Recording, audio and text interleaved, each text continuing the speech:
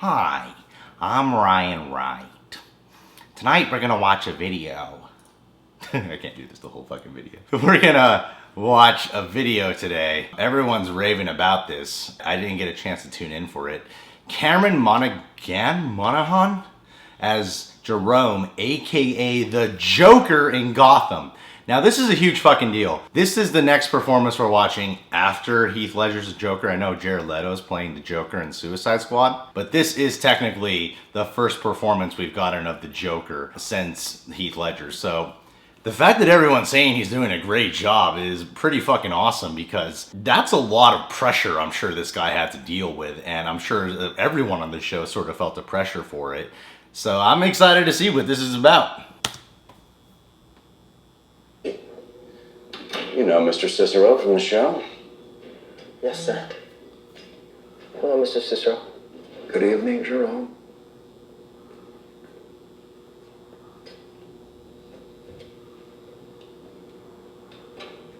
You know why you're here? Did you find out who killed my mother? You killed your mother, Jerome. Me? You killed her up on that hill, and Mr. Cicero let you clean up in his trailer. He told you to scratch the Satanist stuff on the hatchet and throw it off the bridge. Sure, that's absurd and offensive. But it's the truth. What I don't know is why this man risked so much to help you. I think he's your father. You don't know what you're talking about. My father was a sea captain. Am I wrong, Mr. Cicero? Yes. He was a sea captain. His name was Sven Carlson. He died at sea. What was the name of his ship? He worked on a lot of different ships. The one he went down in.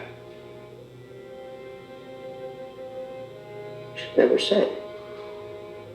We can do a blood test to prove I'm right. Takes only half an hour to get a foolproof result. Isn't that right, Dr. Tompkins? Yes. Save yourself a needle. I do hate needles. I'm sorry, Jerome. What are you talking about? He's right. I am your father. No, why would you say that? You must have suspected the truth. You're not my father. My mother would never... Your mother was a cruel woman. She was often unkind to me. But she did once love me in her way. And she loved you very much. That's why she gave you a better father.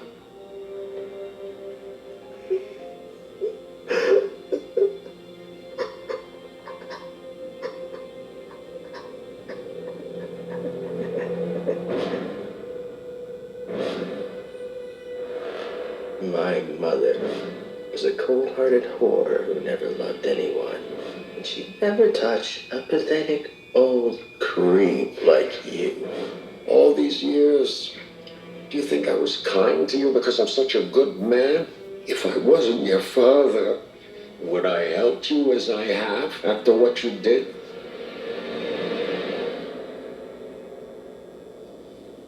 My father. Well, I'll be damned. Oh, it's very funny.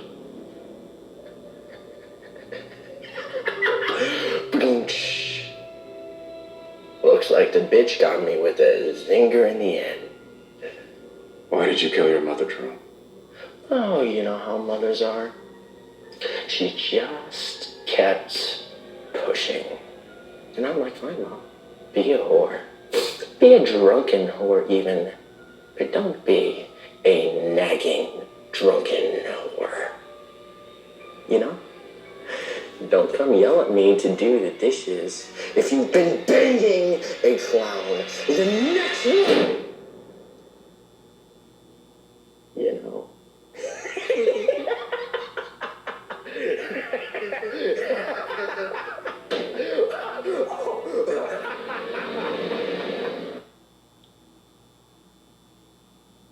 Whoa. I got chills. Jack Nicholson offered us an origin story of the Joker. Heath Ledger's, you don't really get an origin tale. you're seeing the Joker here when he was a young dude. It is an interesting type of origin tale they're providing for us, and this guy's making it his own. It's a really three-dimensional performance. I'm assuming it's a split personality he has. Everything about him was really good. You know, like before he made his transformation into his other personality as the Joker, he was very believable as this guy who just feels like his mother's been lost and feels like alone. And basically, we're getting the Joker from a real traumatic experience. He's someone who has become who he is because of some heavy trauma. And while that's safe to assume with any performance of the Joker, I feel like this time around, we're really getting to examine the psychology behind his mind, which is something that I think a lot of people haven't been brave enough to really go into. The Joker's been good at being more mysterious and not really knowing what his background is has really helped in making his character that much bigger and that much better. But I feel like their approach here to really exploring, you know, the psychology behind him and what's made him like go psychotic, because you actually kind of sympathize for the guy at the same time.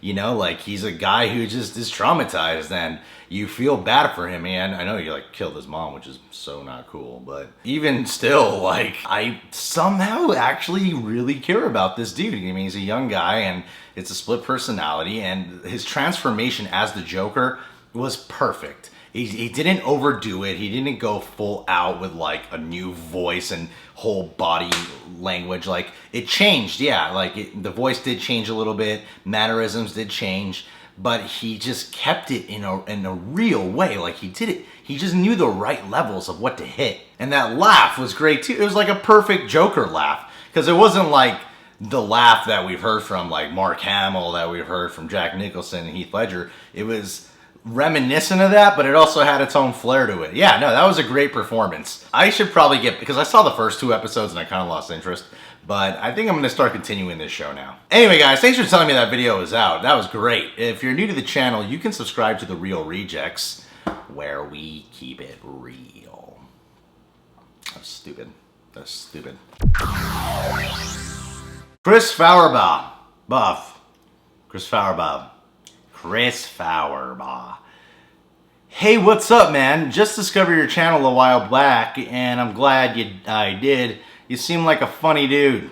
You're a funny dude. Nah, you keep the jokes coming, Chris. You and your big cock. I would love a shout out. Good, you should what? Huh?